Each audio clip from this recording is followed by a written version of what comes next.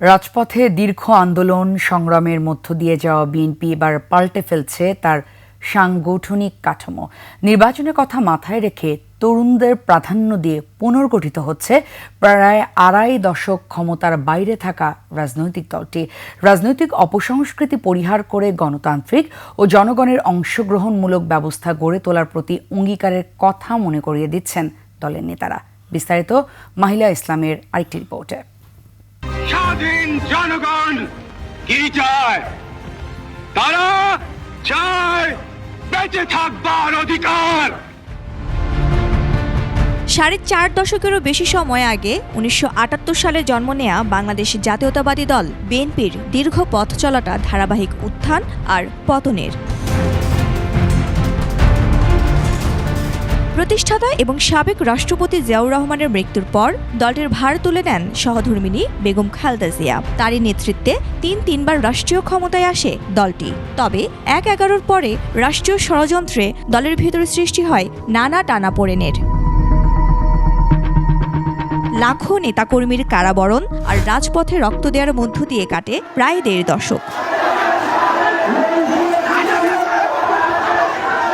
প্রায় অবরুদ্ধ থাকা সেই দল এখন রাজনীতি করতে পারছে বাধাহীন পরিবেশে। দলের ভারপ্রাপ্ত চেয়ারম্যান তারেক রহমানের দূরদর্শী ভাবনায় দল এবার জেগে উঠছে নতুন উদ্দীপনায়, নতুন পথ, নকশা আর তারুণ্য নির্ভর সাংগঠনিক কাঠামোয়। নবীনকে তো জায়গা আমাকে অবশ্যই করে দিতে হবে। আমিও যখন চলে যাব তখন আমার কথা এইভাবে হবে, আমার বয়োজ্যেষ্ঠ যারা নেতা তাদের কথা এইভাবে হবে, বলে তারাই শিখবেন, জানবেন। যে না, মনে করে নবীনেরা আমার চেয়ে ভালো কাজ করতে পারে। দেশের পরিবর্তিত পরিস্থিতি আর নতুন বিশ্ব ব্যবস্থার চ্যালেঞ্জে তরুণরাই হবে এই দলের কাণ্ডারি। এমনটাই জানালেন বিএনপির অন্যতম শীর্ষ নেতা আমির খসরু মাহমুদ চৌধুরী।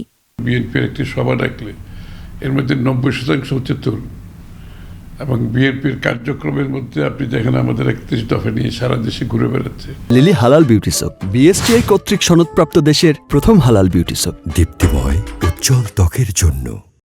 সব তরুণরাই কথা বলছে, কিন্তু বিএনপির বিভিন্ন মেসেজ যখন আমরা দিই জনগণের কাছে, সেটা তরুণদের মাধ্যমেই দিই।